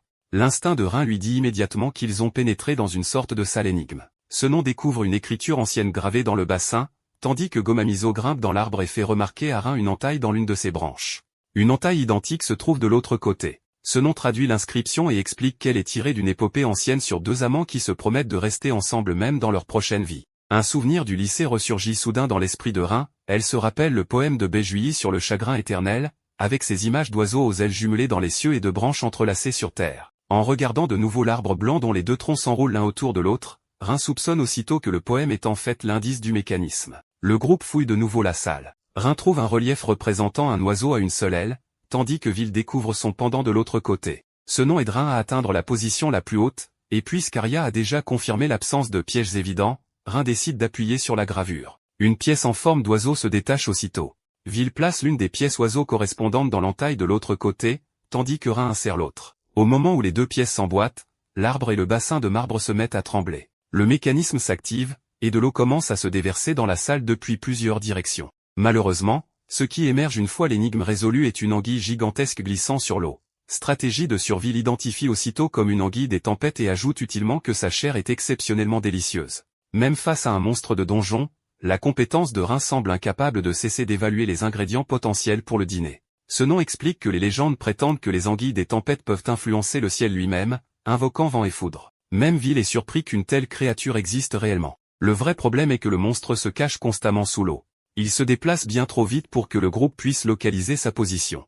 Rin suggère d'utiliser la magie de glace pour restreindre ses mouvements, se rappelant que dans son monde, les anguilles étaient parfois refroidies avant préparation pour les rendre moins actives. Mais il faut d'abord forcer la créature à faire surface à un endroit prévisible. Au moment exact, stratégie de survie révèle un autre détail utile, l'anguille des tempêtes possède un odorat exceptionnellement sensible. Rin trouve aussitôt un appât. Elle confie Gomamizo à Arya et court jusqu'à Motchan pour récupérer un pot de calamar salé qu'elle gardait pour elle-même. Dès que le calamar est jeté dans l'eau, l'anguille des tempêtes se précipite vers l'odeur. Elle attend exactement ce moment pour lancer sa magie de glace. La zone autour du monstre gèle entièrement, forçant enfin l'anguille glissante à sortir à découvert et donnant à Vil l'occasion de foncer avec sa grande épée. L'anguille des tempêtes refuse encore de céder facilement et parvient à s'agripper fermement à Vil. Rin panique et tente de se précipiter pour l'aider, forçant Arya à la retenir. Ce nom lui rappelle aussi que quelqu'un sans entraînement au combat qui se jetterait au milieu de l'affrontement ne ferait que rendre les choses plus dangereuses. Le groupe fait confiance à Vil pour s'en sortir seul, et effectivement, il s'échappe sans blessure juste avant que l'anguille des tempêtes ne soit enfin vaincue. Ce n'est qu'en voyant Vil sain et sauf que Rin respire enfin de nouveau. Tous deux se mettent aussitôt à se réprimander mutuellement pour s'être fait autant de soucis l'un pour l'autre. Leur récompense est une portion parfaitement préparée de chair d'anguille des tempêtes. Dès que Rin la voit, son enthousiasme revient entièrement. Ils n'ont même pas fini d'explorer le donjon que son plan de repas a déjà plusieurs longueurs d'avance. Le groupe finit par découvrir un chemin menant plus bas. En contrebas s'étend un immense espace ressemblant à une arène. Étrangement, Vil ne détecte aucune créature vivante à l'intérieur. L'investigation d'Arya ne donne elle non plus aucune réaction, et même la stratégie de survie de Rin ne lance aucun avertissement. Alors que tout le monde examine encore les lieux, Gomamizo quitte soudain le côté de Rin et se dirige lentement vers le centre. Une sphère rouge apparaît sur un piédestal de pierre. Au moment où Gomamizo la voit, quelque chose d'oublié semble revenir dans sa mémoire. Le groupe reconnaît rapidement l'objet comme étant le noyau du donjon, la fondation qui soutient l'ensemble du donjon. Si le noyau disparaît, le donjon lui-même ne peut plus continuer d'exister. Gomamizo change alors d'histoire avec une rapidité stupéfiante et annonce avec désinvolture que cet endroit était à l'origine son foyer et que son ancien devoir était de protéger le noyau. Une énergie magique violette explose autour de la petite créature. La minuscule boule de fourrure que Rin avait ramassée parce qu'elle mourait de faim se transforme en un immense Wingrynx adulte. Ce n'est qu'à cet instant que tous les indices épars se relient enfin en un rebondissement que personne n'avait vu venir, Gomamizo est le boss du donjon. Vil dégaine aussitôt son épée par prudence. Rin refuse de croire qu'ils vont peut-être vraiment devoir se battre, tandis que Gomamizo lui-même semble complètement perplexe quant à la raison pour laquelle tout le monde pointe soudain des armes vers lui. Gomamizo annonce calmement que ses anciennes responsabilités appartiennent au passé et qu'il n'a aucune intention de continuer à protéger le noyau. Avant que quiconque ne puisse même comprendre ce qui se passe, le boss du donjon démissionne effectivement de son poste et brise lui-même la sphère rouge. Personne ne le lui a ordonné, et ni Rin ni Vil n'ont conçu de plan pour exploiter leurs compagnons. Gomamizo choisit indépendamment d'abandonner son ancien devoir et de détruire le noyau de ses propres pas. La sphère se fissure tandis qu'une énergie magique rouge explose vers l'extérieur. Gomamizo rétrécit pour reprendre sa forme familière et déclare qu'il veut continuer à voyager avec Rin. Après avoir passé toute l'expédition à résoudre des pièges et combattre des monstres, le banquet glouton conquiert le donjon parce que son boss final se souvient soudain de son ancien travail et décide de démissionner. À l'instant où le noyau se brise, toute la salle se met à trembler et des rochers commencent à tomber d'en haut. Comme Gomamizo l'avait expliqué, le donjon perd la fondation qui le maintient et commence à s'effondrer. Vil ordonne aussitôt à tout le monde de bouger. Rin attrape Gomamizo et court après les autres, tandis que l'ancien boss qui vient tout juste de détruire personnellement son propre lieu de travail trouve encore le temps d'exiger que sa maîtresse bien-aimée le porte pendant l'évacuation. Le groupe s'échappe sain et sauf et retourne à Elraj. Gomamizo est emmené à la guilde des aventuriers pour être enregistré. Au moment où Sheila s'apprête à tamponner les papiers, Gomamizo panique en confondant le seau avec une injection. Sheila doit lui expliquer qu'aucune aiguille n'est impliquée. Elle est également surprise de découvrir que Rin peut comprendre le langage de la bête-esprit et fait remarquer que Rin pourrait avoir le talent pour devenir une excellente dresseuse de bêtes. Rin n'a aucune intention de changer de métier simplement parce qu'elle a récupéré une compagne inhabituelle. Elle veut toujours rester la transporteuse du banquet glouton, gérer la logistique et cuisiner pour tout le monde. La cuisine reste la place où elle se sent chez elle. Dans le bureau du maître de guilde, Tori écoute le rapport comme si les cheveux qui lui restent sur la tête risquaient de ne pas survivre à l'expérience. Rin s'est d'une manière ou d'une autre lié d'amitié avec le boss du donjon, le boss a ensuite détruit son propre noyau, et il a ensuite demandé à continuer de voyager avec elle. Rien de tout cela n'a de précédent. Rin elle-même se demande pourquoi Gomamizo s'est autant attaché à elle après seulement quelques repas. Gomamizo répond que Rin sent bon et dégage une sensation apaisante. Le problème, c'est que Tori n'entend que des miaulements. Vil aussi n'entend que des miaulements. Rin seul comprend que Gomamizo parle réellement. Vil se souvient qu'à l'intérieur de la salle du noyau, tout le monde parvenait d'une manière ou d'une autre à comprendre Gomamizo. Il théorise que la présence du noyau du donjon pourrait en être responsable, tout en précisant clairement que ce n'est qu'une théorie. Rin continue pendant ce temps de traduire les compliments répétés de Gomamizo sur son odeur agréable. Apparemment, Gomamizo avait à l'origine l'interdiction de quitter la zone contenant le noyau, mais il voulait quand même explorer le monde et s'est éloigné. Il a fini par devenir si affamé et faible que Rin l'a trouvé à peine fonctionnel et l'a nourri. Heureusement, Stratégie de survie n'a pas décidé de classer Gomamizo comme ingrédient potentiel à ce moment-là. Vil explique leur lien en termes de résonance spirituelle ou de longueur d'onde magique compatible. Rin l'interprète bien plus simplement, ils s'entendent naturellement bien. Gomamizo, de son côté, a déjà décidé qu'ils sont des âmes sœurs. Tori ramène rapidement la conversation vers le problème plus large. Le donjon anormal et l'expérience de Rin, invoqué puis abandonné, dépassent largement ce qu'un maître de guide local peut gérer seul. Vil décide donc qu'il devrait retourner à la capitale royale et demander conseil à un frère aîné en qui il a confiance. Ce n'est qu'à cet instant que Rin découvre que Vil a même un frère, plus précisément, un demi-frère. Vil explique que son frère l'a toujours traité avec gentillesse pendant leur enfance, et qu'il n'y a jamais eu d'hostilité personnelle entre eux. En fait, son frère était initialement destiné à devenir l'héritier de la famille. Le problème vient de leur naissance respective. Vil est le fils de l'épouse légitime, tandis que son frère aîné est né de la maîtresse de leur père. À cause de cela, certaines personnes autour de la famille voulaient que Vil le remplace comme successeur. Vil n'a jamais eu le moindre intérêt pour la lutte de succession. Épuisé d'avoir été entraîné dans un conflit qu'il n'a jamais voulu, il a fini par quitter le foyer et choisir la vie d'aventurier à la place. Au moment où le sujet du retour à la maison est évoqué, l'expression de Vil s'assombrit visiblement. Il admet que sans la situation actuelle, il ne serait peut-être jamais retourné là-bas de son plein gré pour le reste de sa vie. Tori ne le pousse pas à se rendre à la capitale. Rin, de son côté, se contente de soutenir l'idée de chercher quelqu'un capable de les aider à comprendre ce qui se passe. Leur voyage vers la capitale royale servira donc deux objectifs, poursuivre l'enquête et forcer Vil à affronter une part de son passé qu'il avait délibérément laissé derrière lui. Ce voyage s'annonce émotionnellement compliqué. Avant de partir, Vil veut qu'Ed, Arya et Senon connaissent la situation complète de Rin. Elle accepte et explique comment elle a été entraînée dans un rituel d'invocation de sainte, jugée inutile, puis abandonnée directement dans la nature sauvage.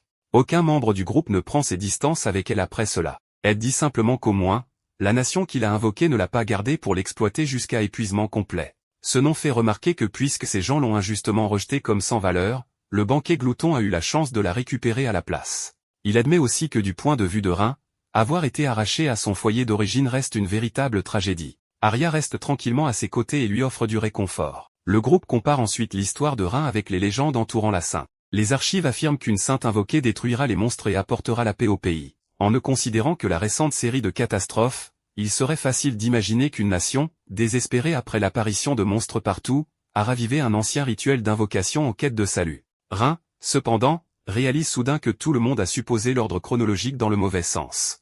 L'invocation de la sainte a eu lieu en premier. La série d'anomalies autour d'Elraj n'a commencé qu'après. Vil vérifie la chronologie et confirme que Rin a raison. Cela ne prouve pas que les deux événements ont un lien de causalité, mais cela élimine la théorie selon laquelle le chaos serait apparu en premier et l'invocation aurait été effectuée ensuite comme réponse désespérée. La situation commence à ressembler bien davantage à un complot délibérément dissimulé qu'à un simple groupe de gens effrayés suppliant qu'on vienne les sauver. Juste au moment où l'atmosphère de la pièce devient tendue, Gomamizo relève soudain la tête et annonce qu'il a faim. Rin lui dit de sentir l'ambiance de la pièce. Gomamizo l'interprète littéralement et répond que l'air, ça se respire, tout simplement. Une seule phrase suffit à faire voler en éclats toute l'ambiance d'enquête. Même Senon doit admettre que le mystère mérite d'être résolu, mais son estomac commence lui aussi à protester, alors peut-être que Rin devrait d'abord préparer quelque chose de nouveau. Rin invoque Motchan et invite Tori et Sheila à partager un repas de remerciement. Après avoir vu de ses propres yeux un véhicule capable de se déplacer à grande vitesse tout en offrant un espace de vie entièrement équipé à l'intérieur, Tori comprend enfin pourquoi Rin ne peut pas révéler cette capacité à la légère. Rin retourne aussitôt sur le terrain où elle se sent le plus à l'aise et commence à griller de parfumées côtes de chêne sur des braises. La vedette du repas reste toutefois la chair d'anguille des tempêtes qu'ils viennent d'obtenir. Rin la prépare façon kabayaki, l'enduisant d'une sauce sucrée salée avant de la déposer sur du riz blanc fumant. L'anguille brille si magnifiquement sous le glaçage que tout le monde comprend immédiatement pourquoi Stratégie de survie avait tenu à souligner à quel point elle était délicieuse. Tori et Sheila mangent avec une satisfaction totale. Gomamizo est déjà en train de terminer sa propre portion quand Rin lui demande s'il en veut davantage. Pour une créature qui a autrefois abandonné son poste de boss du donjon pour explorer le monde et a failli mourir de faim, il n'existe qu'une seule réponse possible. Tori apprécie tellement le repas qu'il commence à parler d'alcool. Sheila tente d'abord de l'arrêter parce que le maître de guilde a encore du travail, mais finit elle-même par se laisser emporter par l'atmosphère du repas. En fin d'après-midi, tout le monde discute des spécialités de la capitale royale et des ingrédients de montagne de Surblanc. Il ne faut que quelques descriptions pour que les yeux de Rin se mettent à briller à l'idée de tous nouveaux ingrédients. Malgré tout, la fête ne peut effacer les deux choses qui continuent de tracasser Rin, le mystère entourant l'invocation de la sainte, et le fait que Vil est sur le point de retrouver sa famille après une si longue absence. Gomamizo est le premier à remarquer son silence. Vil dit à Rin de ne pas trop y penser. Ed et Arya lui rappellent qu'aujourd'hui est censé être une fête. Ce nom lève sa coupe et pointe vers l'accomplissement qui se trouve juste devant eux, c'est le premier donjon que Rin a véritablement conquis avec ses compagnons. Plus important encore, elle a prouvé sans l'ombre d'un doute que ses capacités sont réellement utiles. En repensant au temple ancien, à l'énigme des oiseaux aux ailes jumelées, au combat contre l'anguille des tempêtes, et au moment où Gomamizo a fait son propre choix devant le noyau rouge du donjon, Rin commence enfin à se détendre. Elle avait autrefois été abandonnée dans la forêt comme si elle était totalement superflue. Pourtant, sa première véritable expédition en donjon s'achève avec chaque membre du groupe rentré sain et sauf, une nouvelle bête esprit refusant de la quitter, et des compagnons prêts à continuer d'avancer à ses côtés.